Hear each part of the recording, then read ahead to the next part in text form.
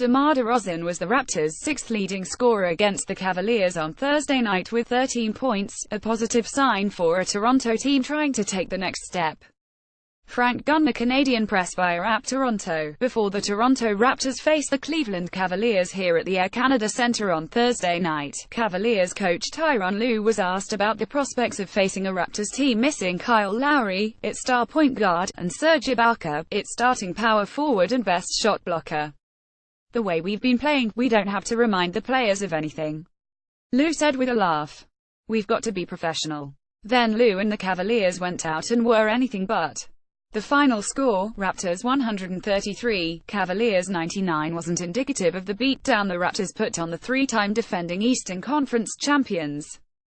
Toronto finished with 31 assists and just 9 turnovers, shot 50% from the field, 43% from three-point range, and out-rebounded Cleveland 6,335 including 18 on the offensive end. It was the latest impressive performance from a Raptors team that is on pace for the best record in franchise history, and the latest clunker from a Cavaliers team that has now surrendered its three highest point totals of the season in its last 3 games, and sits 29th among the 30 NBA teams in defensive efficiency halfway through the season. It would be easy to look at the details of that last paragraph and decide that this year will be different, that Toronto will be a force come playoff time, and that LeBron James's run of 7 straight trips to the NBA Finals will not extend to 8. The truth, though, is that despite the very different ways both teams performed Thursday night, they find themselves in exactly the same place, toiling through an 82-game regular season with the knowledge that nothing that happens before the playoffs begin will truly change how people view them. "You are talking about the regular season and the playoffs, and they are two different things," Raptors guard DeMar DeRozan said when asked about the psychological effect of a victory like this one. "I'm sure the next time we play them, they are going to remember this game. It's going to be a whole different type of game, and we have to be ready for that." The fact that Toronto hasn't been ready for that the past several seasons left the Raptors determined to make changes heading into this season.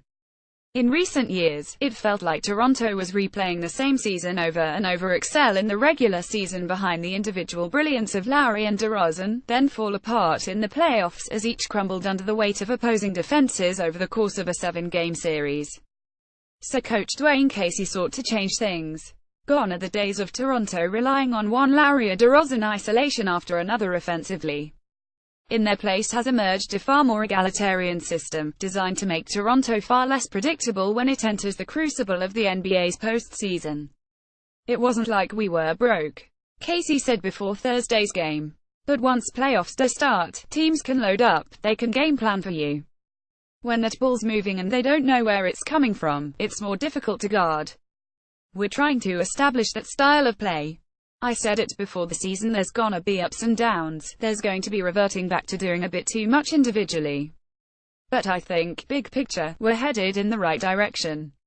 They certainly looked like it Thursday, when they took advantage of a rare national television appearance to demolish the Cavaliers.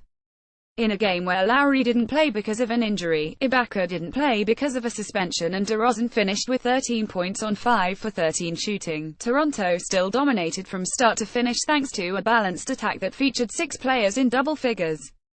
That DeRozan had the lowest point total of those 6 players was the perfect example of how Toronto hopes to transform itself into a potent postseason threat.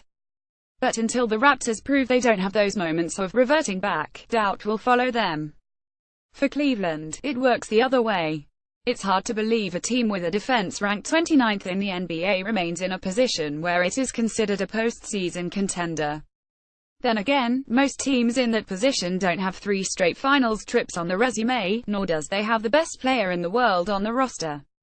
But the Cavs have often looked old, slow and disinterested this season, which is precisely how they looked Thursday night. It's also how they looked in Monday's blowout loss in Minnesota, and in last week's blowout loss in Boston. Suddenly, the same team that had gone on a stretch of 18 wins in 19 games has been replaced by another wearing the same jerseys that's now lost 6 of its last 8. "I mean, this is just us," James said. "This is 4 years since I've been back, and this is just us. We've had great months. We've had not so great months. Times where we're not playing well. Times where we are playing well. This is just us. Dr. Jekyll and Mr. Hyde at times. The potential is always there. Yes, the potential. There's little doubt this Cavaliers team has plenty of that, and plenty of talent.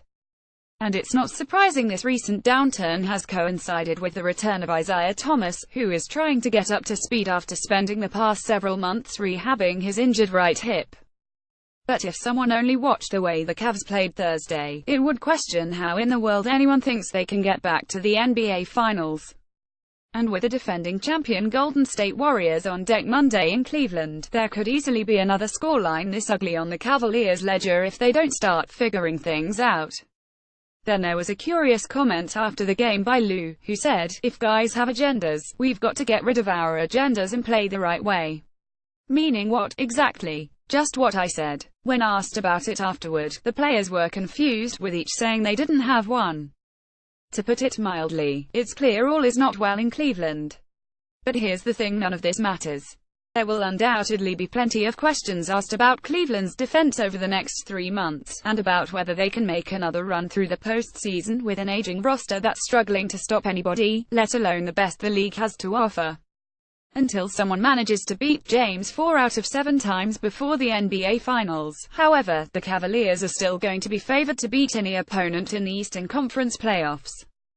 That's the kind of latitude 7 straight finals trips allows, just as Toronto's repeated failures in the playoffs the last 4 years means no one will give them the benefit of the doubt that they can duplicate Thursday's performance for an extended period in the postseason. That's why two teams played two very different games Thursday night, but left Air Canada Centre in the same exact place waiting for the spring, when the real versions of both will emerge.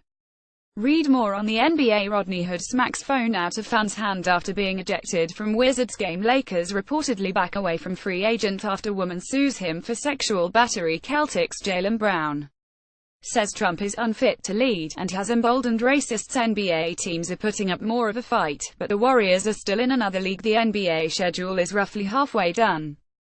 Here's where each team stacks up.